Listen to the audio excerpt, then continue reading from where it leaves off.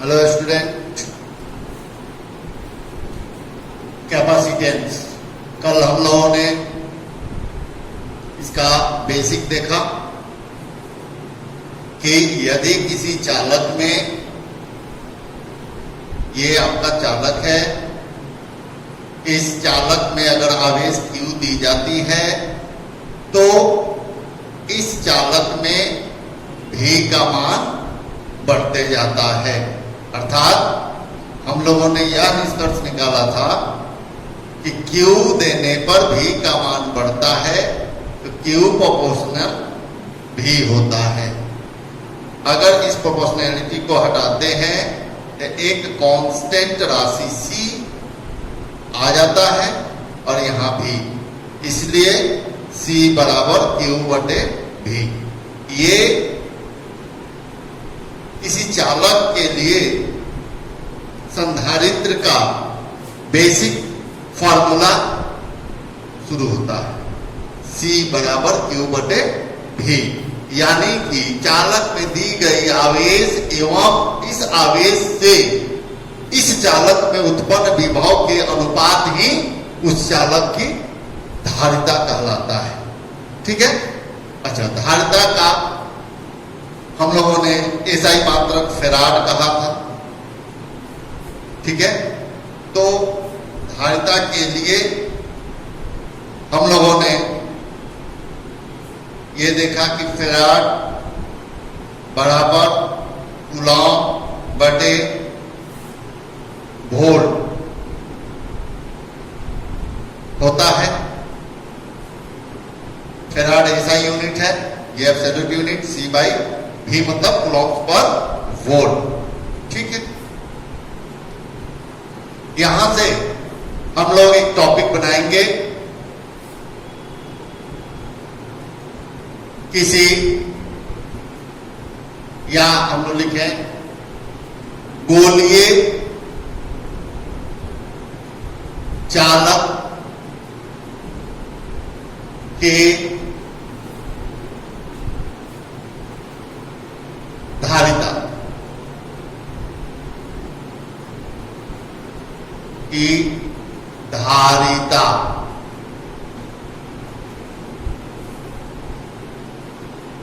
Capacitance of spherical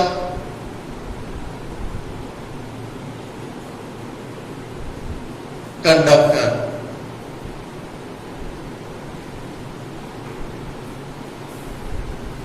spherical conductor के लिए एक कोई गोला चालक है, उसकी धारिता ज्ञात करने के लिए लिखेंगे, माना कि एक गोलीय चालक जिस पर आवेश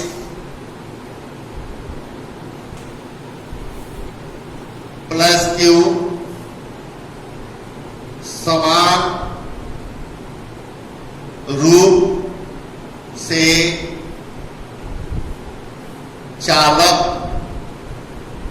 पर वितरित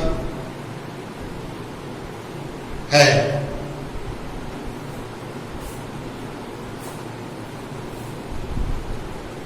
ये एक गोलीय चालक है, इस पे अगर इसकी त्रिज्या R हो, लिखेंगे जहां R गोलीय चालक की त्रिज्या है, गोलीय चालक की त्रिज्या है। इस पे हमने क्या दिया है, तो ये आवेश Q, पॉजिटिव Q, यानी कि जो भी आवेश की मात्रा है उसे हमने Q माना है। 1 Coulomb, 2 Coulomb, 4 Coulomb, 5 Coulomb, 6 Coulomb, कुछ भी हो सकता है। तो यह क्यू समान रूप से चालक पर वितरित है। अब ध्यान रखिएगा, किसी भी चालक पर अगर इसमें आवेश देते हैं तो आवेश चालक के बाहरी पृष्ठ पर बाहर की ओर समान रूप से वितरित हो जाता है। यानी कि यह प्लस क्यू अगर इसमें देते हैं, यह क्यू इस चालक के ऊपरी सतह पर यानी कि बाहरी पृष्ठ पर समान रूप से इस प्रकार वितरित हो गया, फैल गया, सब पर एक समान चारों तरफ फैल गया है। तो अतः लिखेंगे, अतः चालक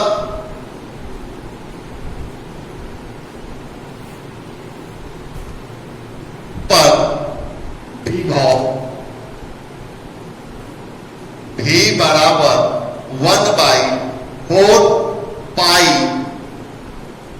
एप्सिलॉन नॉट और Q बाई R होगा।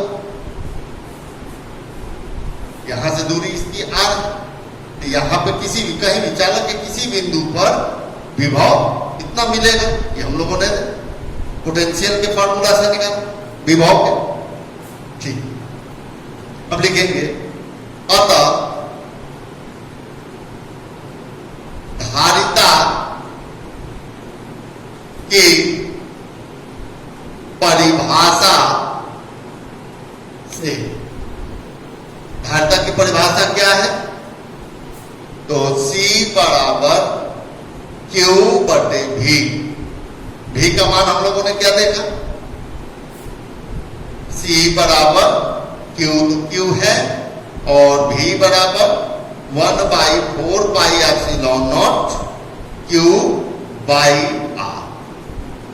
अगर इसे देखें ठीक से तो ये उलट जाएगा ऊपर, तो C बराबर यहां लिख देते हैं, C बराबर ये ऊपर गया 4 pi epsilon not into R into ये Q है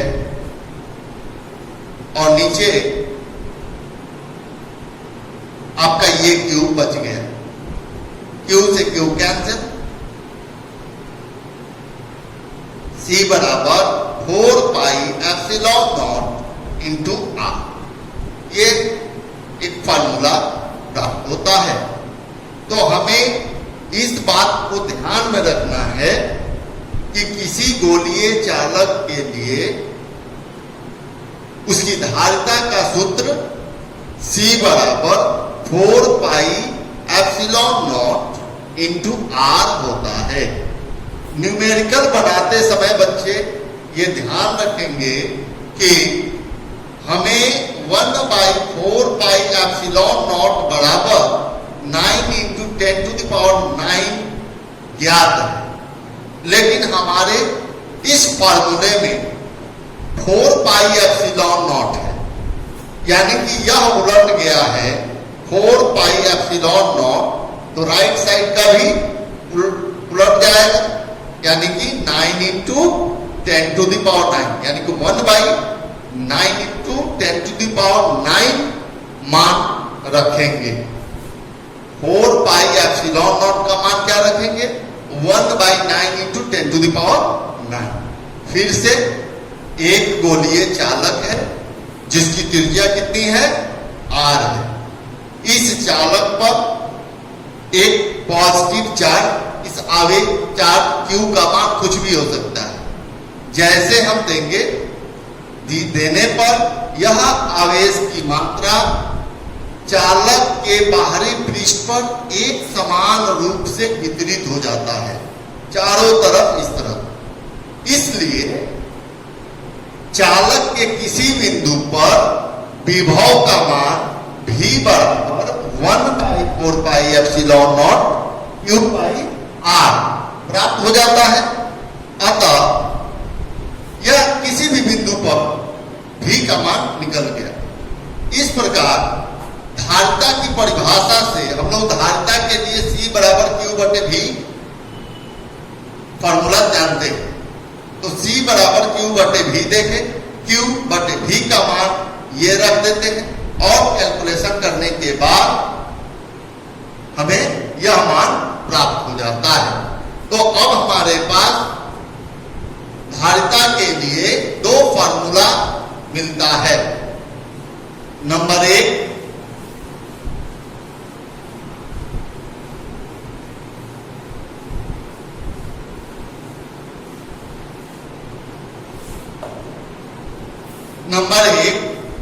C बराबर Q बटे V। नंबर 2, गोलीय चालक के लिए धारिता C बराबर 4 pi epsilon not into R। ऐसा ही मात्रक फिर R। ओके, अब थोड़ा सा हम लोग संधारित्र के लिए होने वाले कुछ चिन्ह या पहचान को देखेंगे। धारिता को दोनों ये बराबर पैरेलल होना चाहिए लाइन, इस तरह से व्यक्त करते हैं। अगर किसी परिपथ में इस तरह दिया गया है तो हम समझेंगे कि उस परिपथ में एक कैपेसिटर लगा हुआ है, एक कंडेंसर लगा हुआ है। इसमें कोई पॉजिटिव और कोई नेगेटिव नहीं टर्मिनल होता है, कोई पॉजिटिव और कोई नेगेटिव टर्मिनल नहीं होता है। बैटरी में अगर यहां देखते हैं इन दोनों में क्या अंतर है, तो ये डीसी बैटरी के लिए सूचक है और ये किसी भी चालक या किसी भी चीज के ये कैपेसिटर, इलेक्ट्रिकल कैपेसिटर कंडेंसर का ये सूचक है। जैसे अगर हम कहते हैं कि ये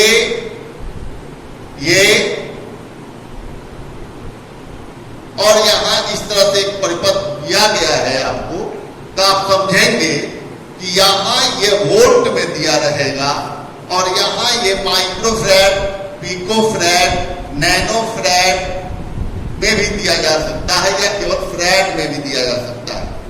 तो आप इस बात पर ध्यान दीजिएगा कि जहां पे ये फैराड लगा हुआ है वो कैपेसिटर है और जहां पे भी लगा हुआ है वो बैटरी है, डीसी बैटरी होती है। दूसरी चीज, यदि आपको ये नहीं दिया गया है, ऐसे भी कोई पूछ ले, तो अगर ये दोनों आपस में बराबर है, पैरेलल है और यहां देखिए एक बड़ा और एक छोटा है, तो आप जरूर समझेंगे कि ये बैटरी है और ये धारिता है। ठीक है, तो इस तरह से हम इसको पकड़ेंगे। अच्छा, अब देखेंगे, इसे नोट कर लेंगे आप, ये फॉर्मूला दोनों। सबसे पहले किसी कैपेसिटर को कनेक्ट करने की जरूरत होती है। जैसे किसी चीज की क्षमता बढ़ानी हो तो हम 1, 2, 3, 4 अनंत n type of capacitor, number of capacitor को हम एक दूसरे से कनेक्ट कर सकते हैं। तो ऐसे ही कनेक्ट नहीं कर देंगे कि जो जिसमें मन करेगा उसमें ऐड कर देंगे, नहीं। इसके लिए दो विधियां होती हैं। इसको हम बोलते हैं संधारित्र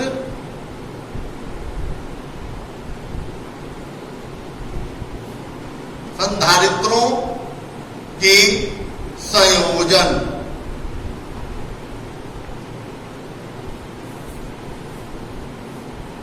कॉम्बिनेशन ऑफ कैपेसिटर और कंडेंसर।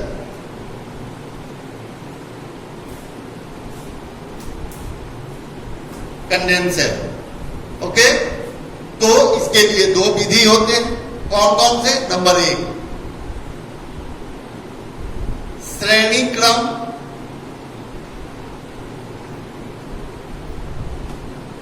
नंबर 2, समांतर या पार्श्व क्रम, इसे सीमित और इसे पैरेलल कॉम्बिनेशन कहा जाता है।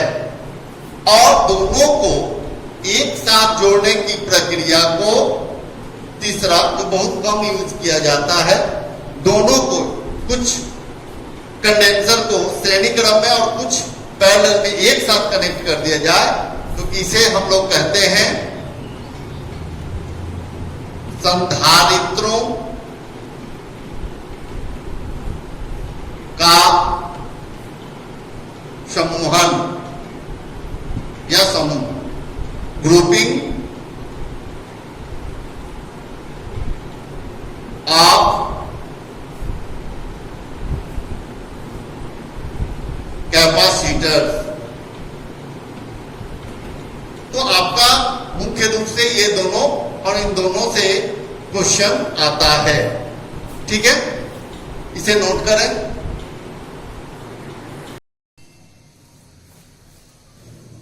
इस प्रकार अब हम लोग एक एक करके देखें, श्रेणी क्रम का, समानांतर क्रम का ये यूज नहीं है, ये जब दोनों एक साथ हम लोग करते हैं तो उसे हम संधारित्रों का समूह, एक बार ग्रुपिंग ऑफ कैपेसिटर, ये हटा दीजिए।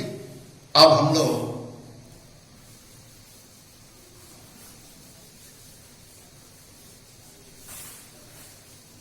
इसका कॉन्सेप्ट देखेंगे।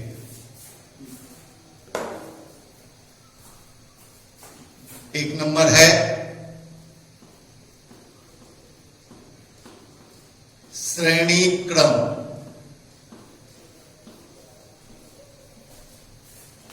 इन सीरीज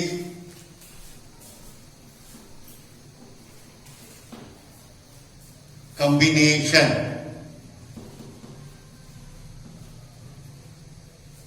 ठीक है, श्रेणी क्रम, श्रेणी क्रम में क्या होता है, दो या दो से अधिक जब संधारित्रों को हम एक साथ जोड़ते हैं तो जिस विधि का उपयोग करते हैं उस विधि को श्रेणी क्रम विधि कहेंगे। श्रेणी क्रम एक अलग अपना एक प्रोसेस है, जैसे इसे हम लोग जब सॉल्व करेंगे तब देखेंगे।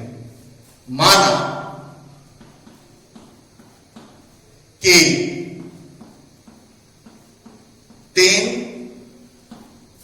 संधारित्र जिनका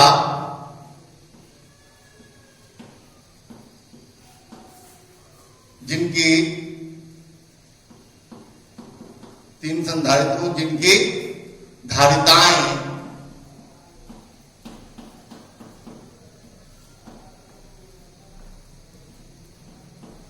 क्रमशः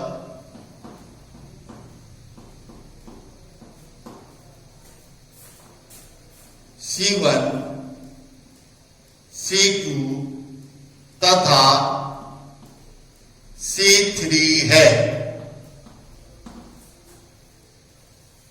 जिन्हें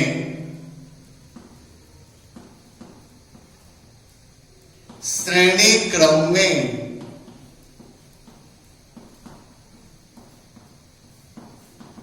संयोजित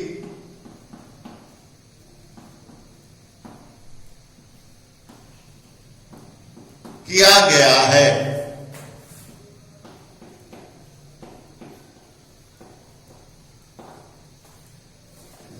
देखिए, इसको थोड़ा सा समझिए।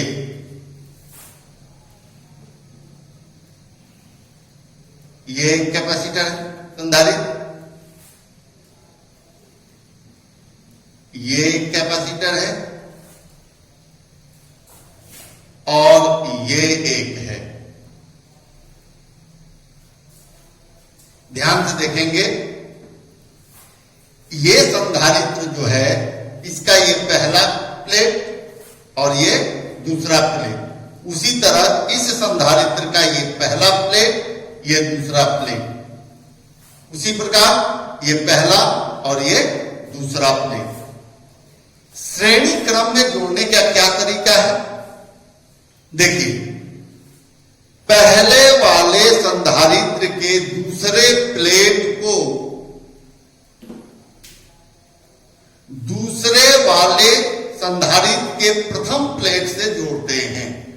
फिर से, पहले वाले संधारित्र के दूसरे प्लेट को दूसरे वाले संधारित्र के पहले प्लेट से, उसी प्रकार दूसरे वाले संधारित्र के दूसरे प्लेट को तीसरे वाले संधारित्र के प्रथम प्लेट के साथ कनेक्ट कर देते हैं, जोड़ देते हैं। समझ में आई? अगर चौथा रहता तो इसका दूसरा, उसका पहला। इसी तरह हम जितने हमारे पास जोड़ना रहता है आवश्यकता अनुसार, यदि श्रेणी क्रम में जोड़ना है तो वो पहले का दूसरा, दूसरे का पहला प्लेट के साथ एक दूसरे से कनेक्ट कर देते हैं। ध्यान दीजिएगा, यहां ये plate number 1, sorry capacitor number 1, capacitor 2, capacitor 3 जोड़ दी। अब यहां देखिए, इसके प्रथम प्लेट को एक चालक द्वारा यहां कनेक्ट किए हुए हैं, इस तरह से। इसको कहेंगे ए, और दूसरे अंतिम जो कैपेसिटर है उसका जो लास्ट वाला दूसरा प्लेट है उसे हम भू संपर्कित यानी कि अर्थिंग कर देंगे। इस तरह से अर्थिंग कर देंगे, इसका नाम हम दे दिए बी। ये प्रथम प्लेट, ये द्वितीय प्लेट, ये प्रथम प्लेट, ये द्वितीय प्लेट, प्रथम। इस तरह से हम कनेक्शन ये कनेक्ट किए हुए हैं। देखिए, प्रथम कैपेसिटर के सेकेंड प्लेट को सेकेंड वाले कैपेसिटर के फर्स्ट प्लेट के साथ कनेक्ट, उसके बाद दूसरे वाले का दूसरा और थर्ड वाले का पहला कनेक्ट। ये हो गया हमारा सीरीज कॉम्बिनेशन, श्रेणी क्रम में हो गया। बैटरी भी इसी तरह से जोड़ते हैं, जब हम सेल पढ़ेंगे तो बताएंगे। अब देखिए, यदि हम इस संधारित्र, पहले वाले संधारित्र में अगर प्लस क्यू चार्ज देते हैं, ध्यान दीजिएगा, यहां आवेश दे रहे हैं, तो जैसे आवेश देंगे तो प्रथम वाले प्लेट पर ये प्लस क्यू इस तरह से पॉजिटिव होगा। और प्रेरण विधि के अनुसार, हम लोग फर्स्ट चैप्टर में चार्ज बाई इंडक्शन पढ़े थे, तो ये सेकेंड प्लेट जो होगा वो अपने आप नेगेटिव चार्ज हो जाए। इसी तरह से इसमें से ये वाला पॉजिटिव, इसका प्रथम है, और सेकेंड वाला निगेटिव। प्रेरण विधि द्वारा, याद रखिएगा, चार्ज बाई इंडक्शन। उसी तरह से ये वाला प्रथम इसका है, ये पॉजिटिव हो गया और ये निगेटिव चार्ज हो गया। ठीक है, यहां पे positive charge, negative charge, positive charge, negative charge. और इस विधि में, श्रेणी क्रम के विधि में, ये इस बात पर जरूर ध्यान रखिएगा कि जो आवेश है इसमें आवेश की मात्रा बदलती नहीं है, आवेश नहीं चेंज हो कभी भी। यहां पे अगर 1 कूलाम आवेश पॉजिटिव तो 1 कूलाम आवेश निगेटिव, सेम 1 कूलाम आवेश पॉजिटिव, 1 कूलाम निगेटिव। इसमें आवेश कांस्टेंट रहता है, चाहे 100 कैपेसिटर एक साथ श्रेणी क्रम में सीरीज में जोड़ते हैं तो चार्ज कांस्टेंट ही रहता है। मैं बार बार बता रहा हूं, चार्ज कांस्टेंट ही रहता है। किस विधि में? तो श्रेणी क्रम के विधि में चार्ज सदैव नियत रहता है। जितना चार्ज इस कैपेसिटर पर होगा उतना ही चार्ज इस कैपेसिटर पर, उतना ही इतना, सब dot dot dot same charge, amount of charge change नहीं होती है, लेकिन कुछ तो चेंज होगा। ध्यान रखिए, इसमें विभवांतर बदलता है। तो मान लिया कि इन प्लेटों के बीच विभवांतर V1,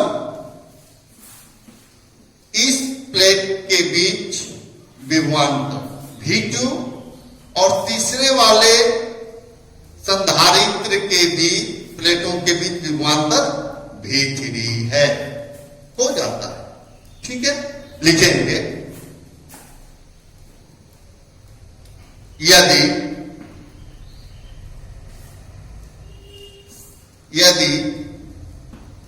संधारित्रों पर आवेश Q दी जाए तो आवेश की मात्रा बिना बदले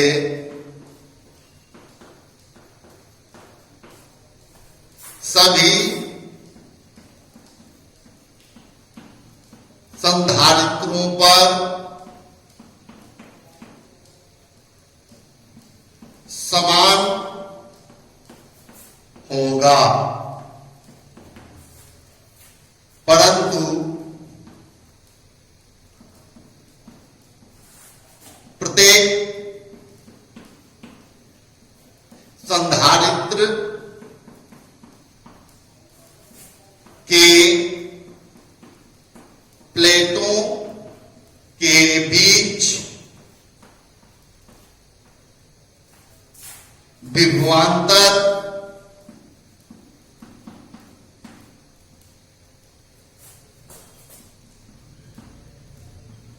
बदलता है। यदि इन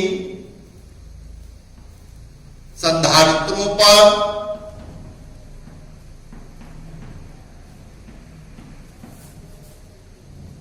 संधारित्रों के प्लेटों के बीच विभवांतर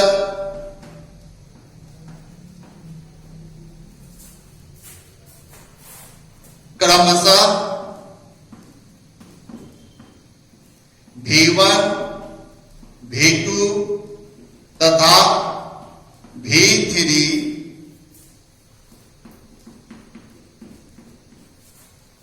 हो तो, इसे पॉज करके नोट कीजिए, इसे पॉज करके इतना नोट कीजिए, फिर इसे मिटाएंगे।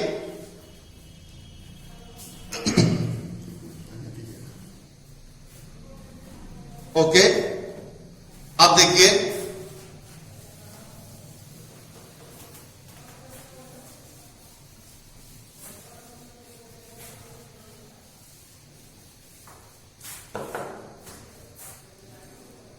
लिखेंगे, तब यदि कुल विभवांतर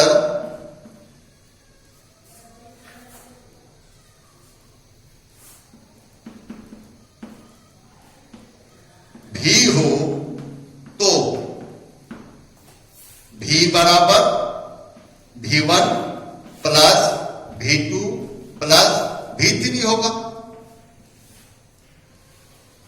टोटल वोल्टेज, टोटल विभवांतर जो भी है V1 plus V2 plus V3 के बराबर होगा। यदि हम मान लेते हैं कि टोटल विभवांतर इन सब का V हो तो V बराबर कितना हो जाएगा? सबका योग V1 plus V2 plus V3। चूंकि धारित्र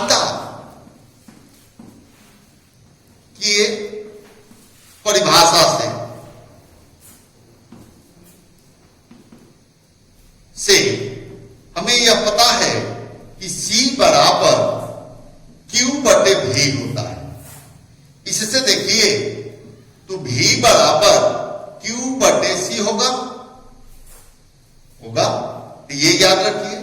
तो इसी हिसाब से देखिए V1 का मान अगर सिंगल बेसिस इस कैपेसिटर के बारे में सोचते हैं तो V1 का मान कितना होगा? Q तो बदलेगा नहीं, Q तो वही है, लेकिन हमने क्या माना है? प्रथम का कैपेसिटेंस कितना है? C1, इसका कितना है? C2 और इसका C3। ठीक है, तो यहां हो जाएगा C1।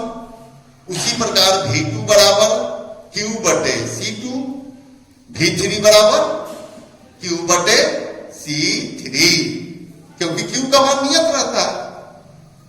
श्रेणी क्रम में Q का मान नियत रहता है। तो प्रत्येक संधारित्र का विभवांतर क्या है? V1, इसका कितना है? V2, इसका कितना है? V3। Q तो सब में समान है, इसलिए V1 बराबर Q बटे C1। इससे अब देखिए, यदि संयोजन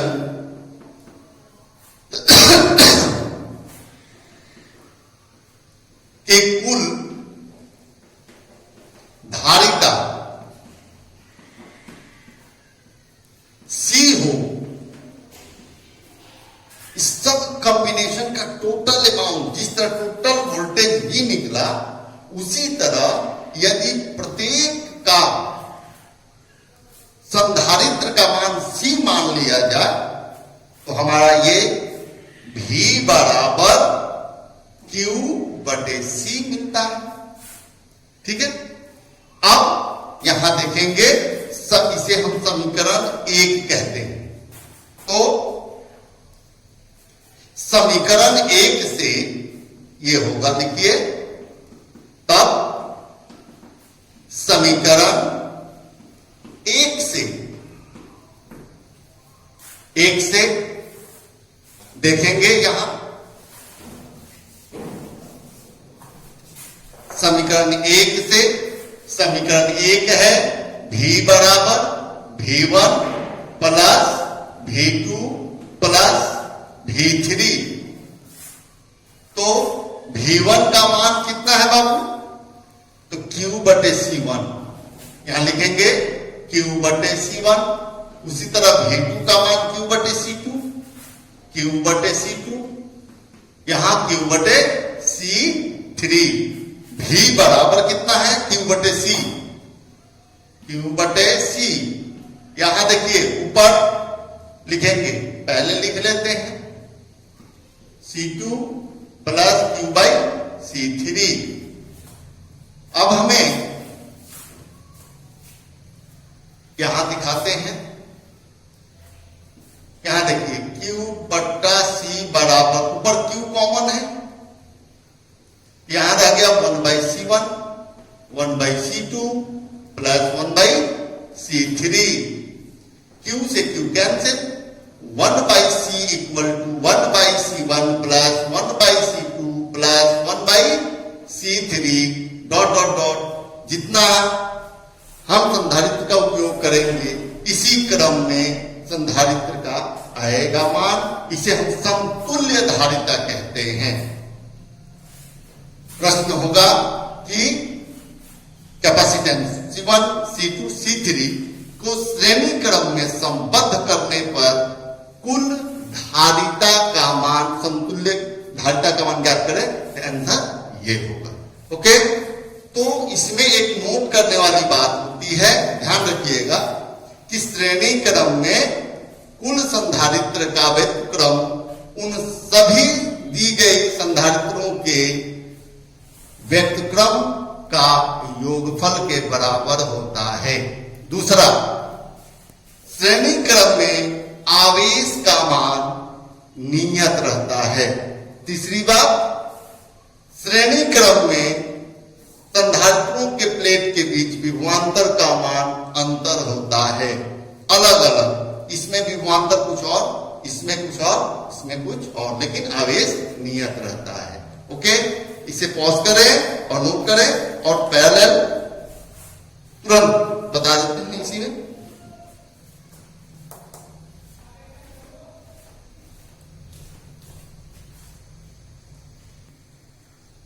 ओके, अब हम लोग पार्श्व क्रम या समांतर क्रम भी इसे कहते हैं, पैरेलल कॉम्बिनेशन।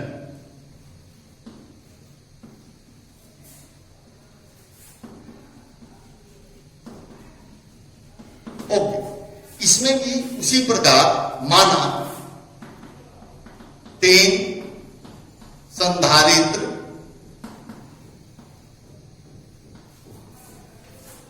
जिनके धारिताएं क्रमशः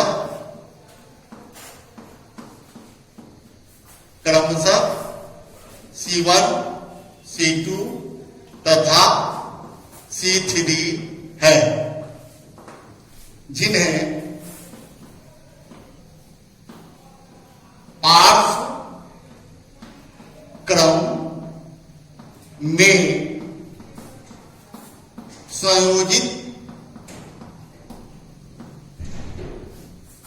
संयोजित किया गया है। देखें,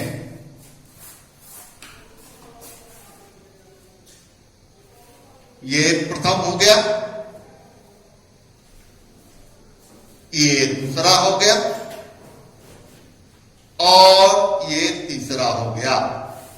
सजाने का तरीका देख लीजिए। ये प्रथम प्लेट, ये पहला प्लेट है, ये दूसरा प्लेट है, ये ये सबका प्रथम प्लेट, ये सबका दूसरा प्लेट। इन्हें कैसे कनेक्ट करेंगे? तो सबका प्रथम प्लेट एक साथ, सबका द्वितीय प्लेट एक साथ कनेक्ट होता है। तो हम इसका तरीका लेते हैं इस तरह से, यहां और इसको कनेक्ट कर दिए। देखिए तीनों एक साथ हो गया। उसी तरह से इसे इस तरह से कनेक्ट किए और इसको कर दो। यहां देखिए, यहां पे हम एक चार्ज को कंडक्टर को रखेंगे और इस किनारे को हम अर्थिंग कर देंगे। इसे अर्थिंग किए, देखिए, ताकि टोटल निगेटिव अर्थ में चला गया तो हमारा आवेशन की क्षमता या स्टोर करने की क्षमता बरकरार रहती है। प्रेरण द्वारा आप पढ़े हैं। ओके, यहां पे मान लीजिए कि हमने आवेश Q दिया, टोटल अमाउंट ऑफ आवेश Q दिया, और इसमें देखिए क्या होता है, Q डिवाइड हो जाएगा सब में। उसमें Q कांस्टेंट रहता था, इसमें Q बदलेगा, मान बदल जाएगा। Q1 यहां पे Q2, यहां पे Q3 प्लस पॉजिटिव है, ये पॉजिटिव टर्मिनल है, तो ये पॉजिटिव हो गया, ये पॉजिटिव, इस पे सब पॉजिटिव। उसी तरह प्रेरण के विधि द्वारा इस पे -Q1, इस पे -Q2, इस पे -Q3, और ये माइनस, ये माइनस, ये माइनस, और इसे अर्थिंग कर दी। ठीक है, माना कि इस संधारित्र की धारिता C1, इसकी C2 और ये C3 है। ठीक है, अब इसमें क्या होगा कि जब आवेश का मान इसमें बदलते जाता है तो इसमें वोल्टेज जो है विभवांतर नियत हो जाता है। तो हम लिखेंगे, यदि प्रत्येक संधारित्रों